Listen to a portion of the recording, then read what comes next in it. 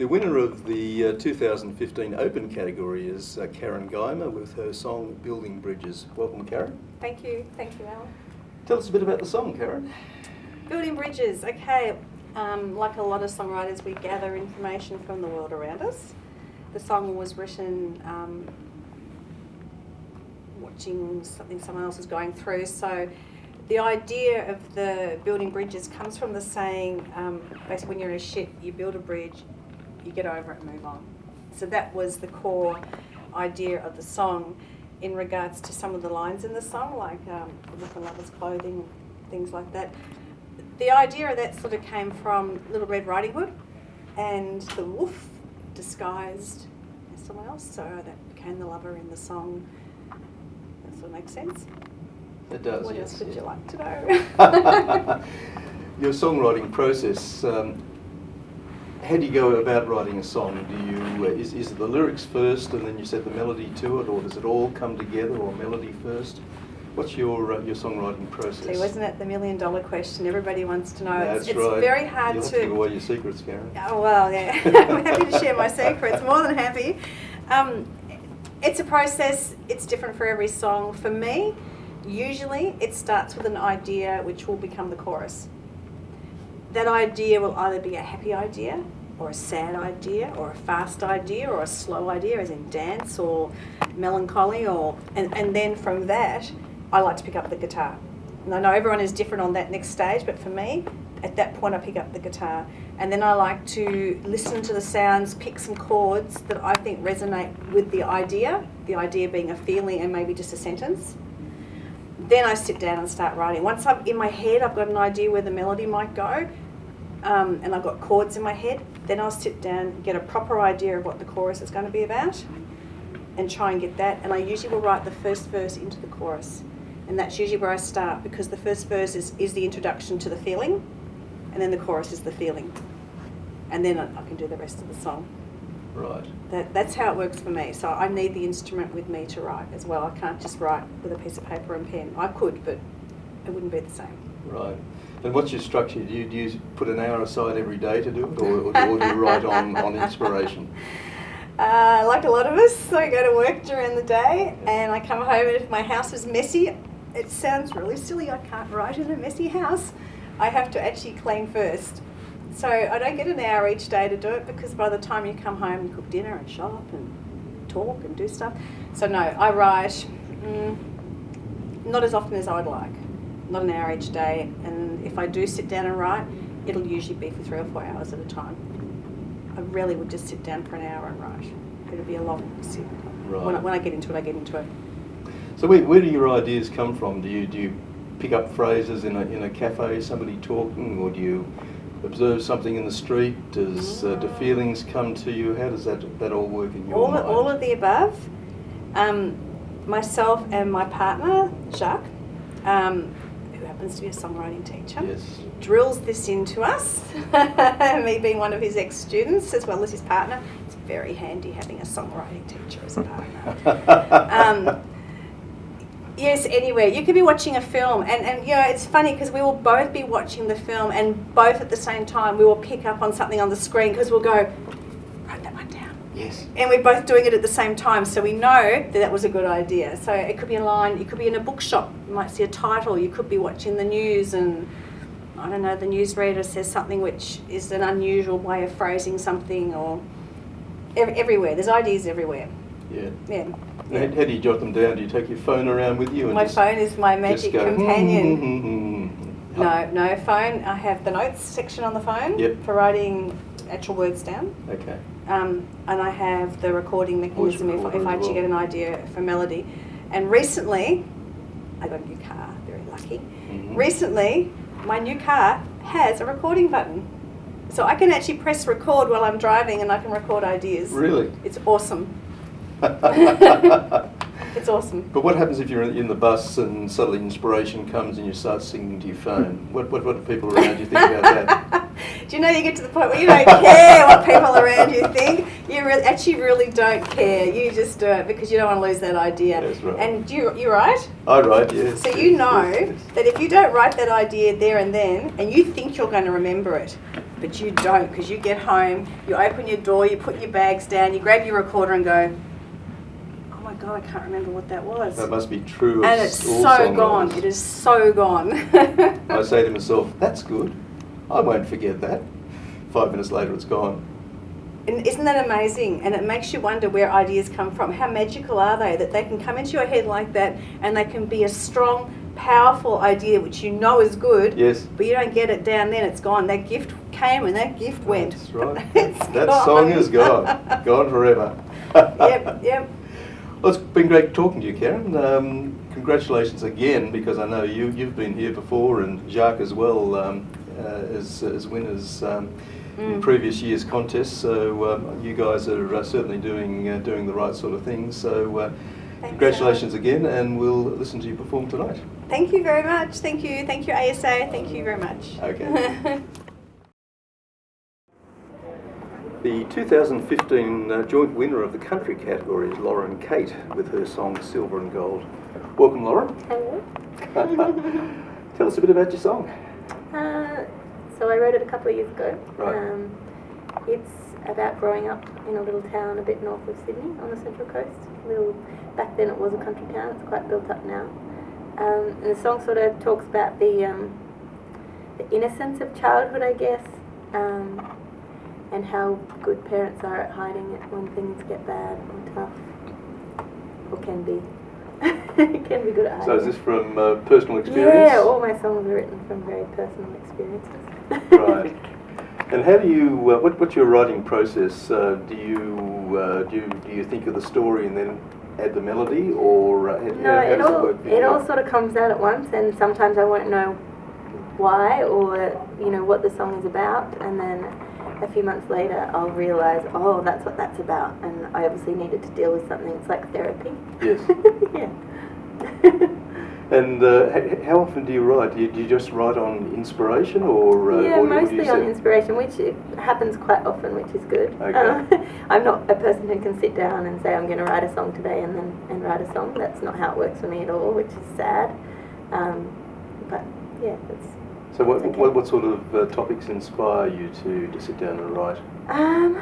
I guess, okay, my last record sort of had themes of childhood, had themes of losing, I lost an ex-partner, working through relationships, anything that's personal, I guess.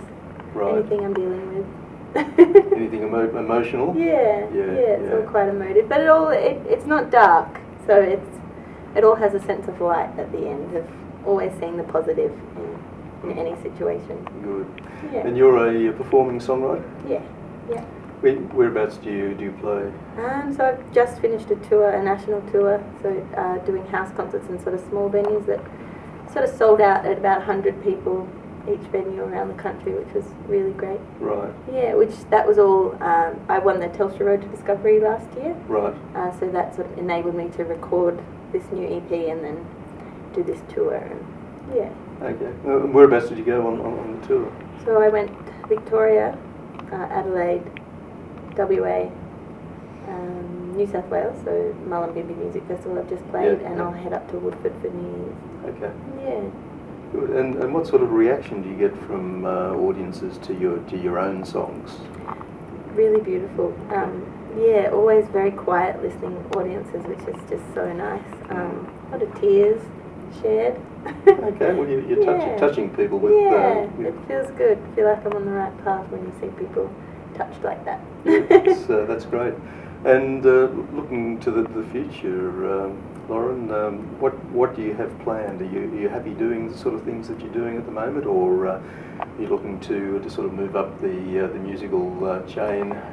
Well, I guess you always want to move up, don't you? But I more want to focus on making music my sustainable career. So I want to be doing this till I die. Yeah. So, just working hard and playing smaller shows till I feel like I can move to bigger shows and just increase it slowly so that it's always going to be there. Great. Yeah. Good to hear. All right, well thanks, it's been a pleasure talking to you, Loren, and I was listening to your performance earlier on. It sounds really great, so we're looking forward to hearing you tonight. Thank you. Ta. The 2015 winners of the Australia category are John Walsh and Imogen Clark with their song While Women Wait. Welcome, guys. Thank you. Hi, thanks, Al. Thanks for having us. How did the song come to be? Well, I had been working on the 100th anniversary of Gallipoli was coming up, and wanted to write something to commemorate that anniversary. And I'd been working on, so I guess, some more traditional sort of male type songs, and found that both of them that I'd been working on, both had references to women in the role of women in them. And I had met Imogen at a workshop where she was mentoring some other young artists, and we got to talking, and she had a great experience in her family. An experience in her family talked about the role of women in war. And anyhow, so we got together, and you can tell the rest of the story. Yeah, so well, when John came to me and said this is the sort of song he wanted to write, it really resonated with me because I have this story that's been passed down through my family of my great-great-grandmother who, when my great-great-grandfather was fighting in the war, she would walk to the town square every morning with her children and sort of run her hand down the list of fatalities from the previous day. And that was the only way, obviously, back then that you could find out that information. And so she would be horribly nervous, as you can imagine, and every day when she saw that her husband's name was left off the list, she'd walk back and try and sort of continue her day with her children as normal as she could until the next morning, when this would just happen every day. And because of that story being passed down through my family, that when John said that to me, I thought that really does resonate with me, and so we've both kind of brought our own inspirations to the song. And obviously that's the only way I can really experience this emotion, because I've, having never lived through a war, I don't know what that is like, but it's a great exercise sometimes to write from a perspective that you've not had yourself, and obviously John hasn't either, so it's a very Yes. It's a special song for us to write. Yes. So did you write the lyrics, or was that a joint effort between It was a the joint two of effort. you? Lyrics are more where I come from. Imogen obviously singing is very musical, so that was my part of the contribution.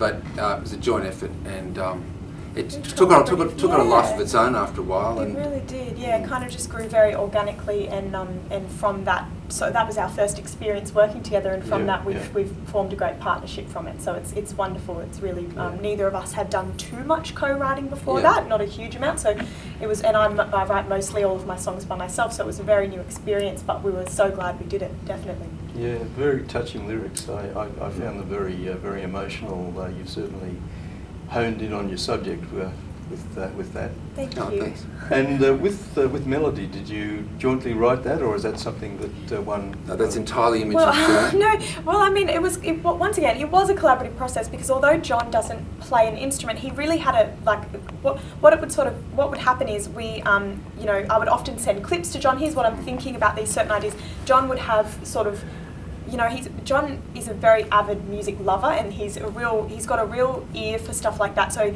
he would say, even if he didn't sort of know technically, like from the instrument perspective, what was, instrument-wise, he might not have sort of played one himself, but he really, really knew what to sort of direct me as far as, I think this bit, maybe we can change this up a little bit. So it was the whole thing was a very collaborative process. So it was great the way we could work together like that. We were very happy. Yeah.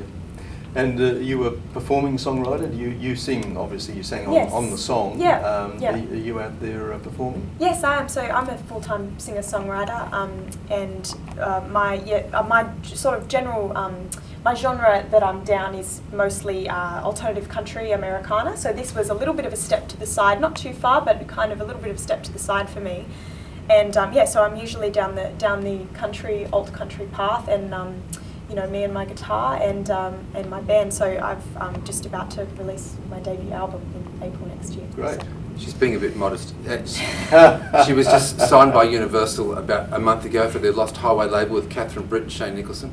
Really? So, which is at 20 is pretty phenomenal effort. And so her first album comes out with Lost Highway next year. That's great. Thank you. Wow, Thank a you. couple of really great country singers. Do you go to Tamworth and perform up there? I do. I've been going every year since I was about 13. Really? And I do. This is probably my biggest Tamworth yet this year coming up. I've got gigs in the park, for Americana in the park, supporting Catherine Britt, supporting Mike McClellan, all wonderful songwriters. So very much in the songwriter world, and Lost Highway itself as a label is incredibly focused on nurturing singer-songwriters and specifically for the Americana genre. So it's a wonderful position that I'm in. I'm very, very grateful for it. Yeah. That's really great. Thank you.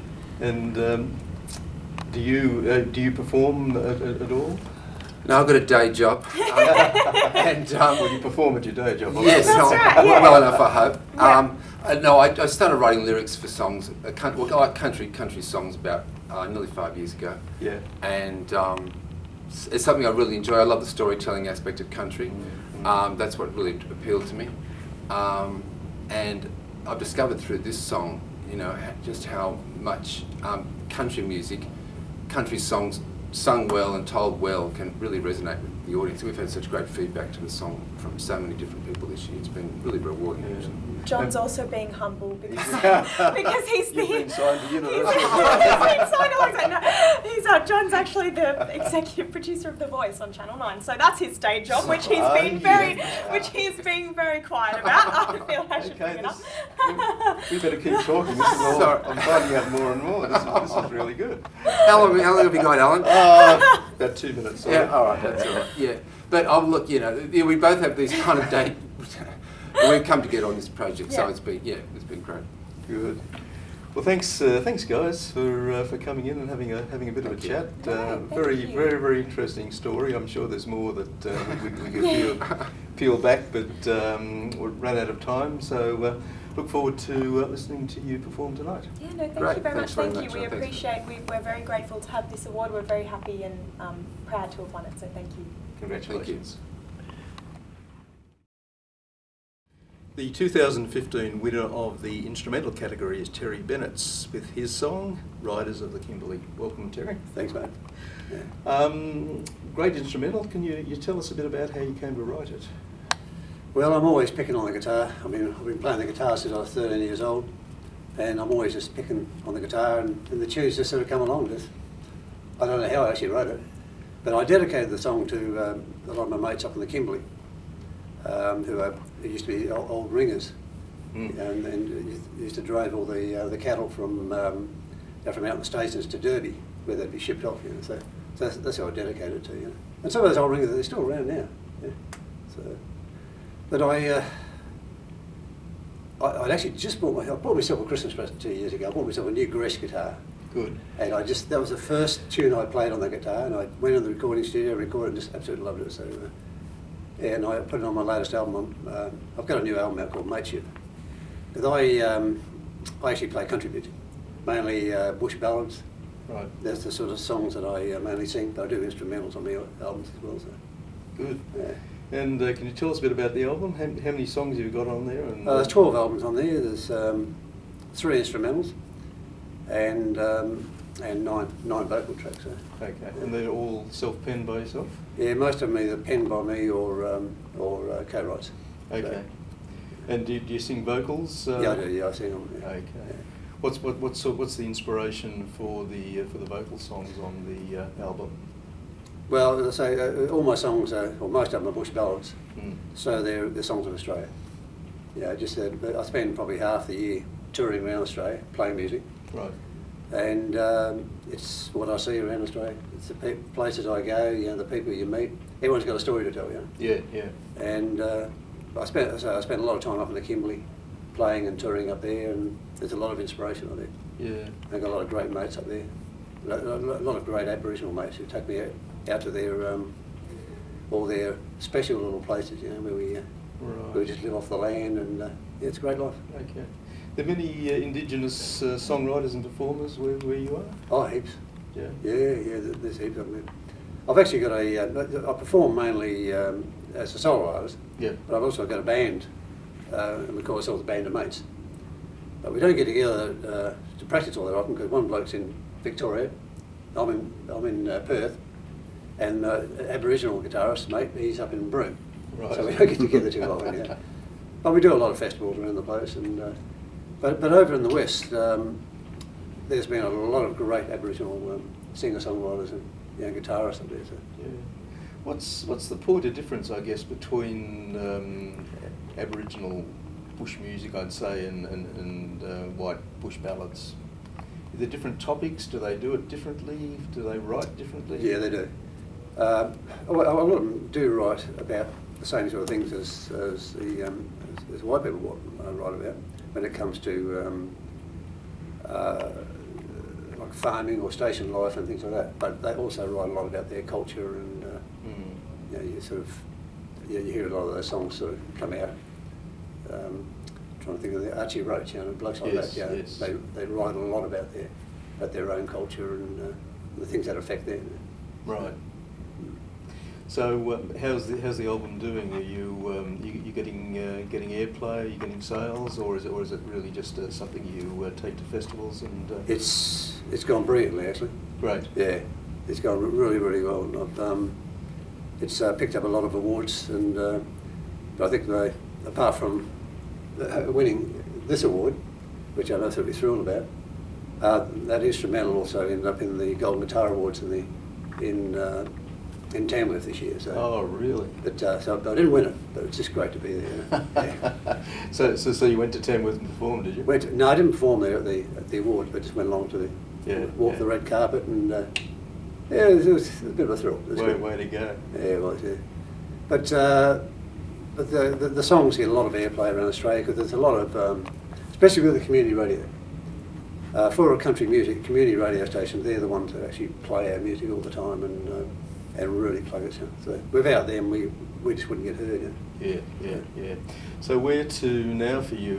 Are you happy doing what you're doing, or you're trying to sort of move up the musical chain a bit?